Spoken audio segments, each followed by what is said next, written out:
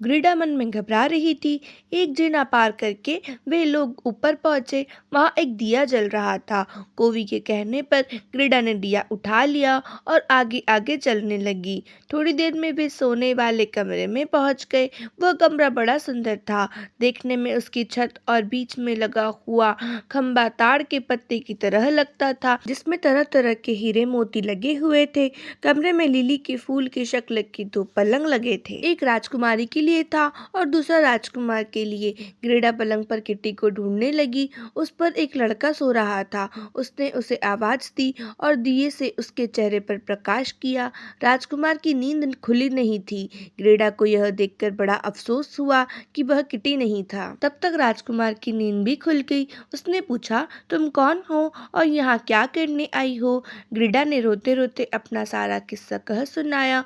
उसने यह भी बताया कि किस तरह इस महल के पालतू कौवे और कौवी ने उसकी मदद की।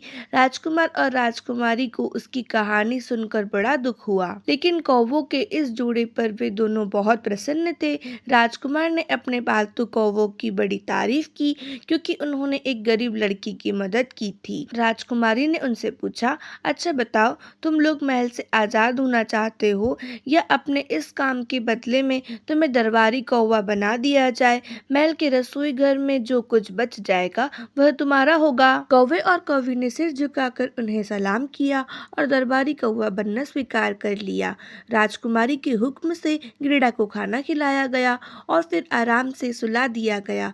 दूसरे दिन ग्रीडा को खूब अच्छे अच्छे कपड़े पहनने को मिले और उससे कहा गया कि तुम महल में ही कुछ दिन मेहमान बनकर रहो। लेकिन ग्रीडा राजी नहीं हुई। उसने सिर्फ एक जोड़े जूते और एक छोटी घोड़ा गाड़ी मांग ली, ताकि उसमें बैठकर वह किटी को खोजने जा सके। फौरन उसके लिए एक नई गाड़ी का इंतजाम किया गया। असली सोने की बनी हुई गाड़ी थी यह। उसमें एक कोचवान और 4 नौकर भी थे।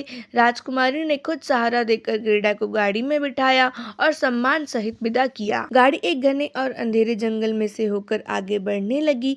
अंधेरे में वह काफी चमक रही थी। उस जंगल में कुछ डाकू रहते थे। जब उनकी नजर गाड़ी पर पड़ी तब वे अपने को रोक नहीं सके। उन्होंने आपस में तय किया कि इसे लूटना चाहिए, गाड़ी सोने की मालूम होती है। डाकुओं ने आगे बढ़कर अचानक ग्रीडा की गाड़ी को घेर लिया। उन्होंने कोचवान और नौकरों को मार डाला और ग्रीडा को गाड़ी के बाहर खींच लिया। तब तक एक बूढ़ी लुटेरिन भी वहां आ पहुंची। उसका आदमी लुटेरों का सरदार था। ग्रीडा को देखकर वह बोली, वाह, कैसी मोटी ताजी लड़की है, इसे मुझे पकड़ा दो, यह खाने में बड़ी जायकेदार लगेगी। वह बुढ़िया बड़ी डाइनी थी। देखते देखते उसने एक चमचमाती छुरी निकाल ली। वह उसे मारने ही जा रही थी कि इतने में उसकी लड़की आ पहुंची और उससे लिपट गई। वह अपनी माँ से कहने लगी, माँ, इसे मुझे दे दो, मैं इसके साथ खेलूंगी, यह मेरे साथ रहेगी। यह कहकर उस लड़की ने बात बात में अपनी माँ के कान काट लिए।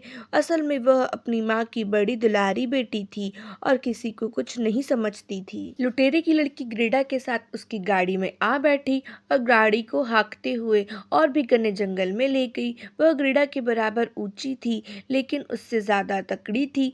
उसने प्यार से ग्रीडा के कंधे पर हाथ रखकर कहा, डरो मत, जब तक मैं तुम्हें चाहती हूँ मेरी माँ तुम्हें नहीं मारेगी। क्या तुम राजकुमारी हो? नहीं, ग्रीडा बोली और फिर उसने अपना सारा किस्सा उसे बता दिया। वह लड़की उसकी बातें सुनती रही और ग्रीडा के आंसू पोंछती रही। लुटेरे के महल में जाकर गाड़ी रुक गई। महल के लगभग सभी कमरों की छत धुएं से काली हो रही थी। एक कमरे में एक बड़ी भारी देगची में कोई चीज पक रही थी। आग पर खरगोश और हिरण भुने जा रहे थे। दोनों ने डटकर भरपेट खाना खाया। फिर दोनों एक कमरे में आराम से लेट गईं। उस कमरे में छत पे लगे हुए बांसों पर बहुत से कबूतर घूम रहे थे। उस लड़की ने बताया कि ये सब उसके पालतू कबूतर हैं। उसने एक बड़ा भारी हिरण भी पाल रखा था, जो हमेशा एक बड़ी जंजीर से बंधा रहता था। थोड़ी देर तक इधर उधर की बातें करने के बाद वह लड़की सो गई, लेकिन ग्रेडा को नींद नहीं आ रही थी। इतने में 2 जंगली कबूतर बोले, गुटरगू गुटरगू, हमने तुम्हारे किटी को देखा है। वह बर्फ की रानी के साथ अपनी स्लेज बांधकर भागा चला जा रहा था। यह क्या कह रहे हो तुम लोग? जरा मुझे भी बताओ कि बर्फ की रानी कहाँ रहती है? क्या तुम लोग कुछ जानते हो? ग्रेडा ने कबूतरों से पूछा। हमें यह तो नहीं पता कि वह कहाँ रहती है। हो सकता है बर्फ के देश में रहती हो, यह रेडियर बर्फीले प्रदेश का हिरन तुम्हें उसके बारे में बहुत कुछ बताएगा। इतने में रेडियर अपने पिंजरे से बोला, वहाँ चारों तरफ हमेशा बर्फ ही बर्फ रहती है, वहाँ सब आज़ादी से रहते हैं। बर्फ की रानी गर्मी के दिनों में बर्फ के मैदान में आ जाती है, लेकिन उसका किला उत्तरी ध्रुव पर है। आज के लिए बस इतना ही। अगर आपने पार्ट 1, 2, 3 नहीं देखा है तो पहले जाके वो देखिए, उसके बाद पार्ट 4 देखिएगा। अगर स्टोरी अच्छी लगे तो चैनल को सब्सक्राइब करिए, वीडियो को लाइक करना बिल्कुल मत भूलें। मिलते हैं नेक्स्ट पार्ट में, तब तक के लिए थैंक्स फॉर वॉचिंग।